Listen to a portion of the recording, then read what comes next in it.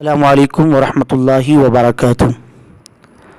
ہمارے اسلامک معاشرہ YouTube channel پر آپ حضرات کی بارگاہ میں احرام کے متعلق کچھ باتیں حاضر ہیں۔ احرام میں کیا کیا باتیں حرام ہیں سماعت فرمائے۔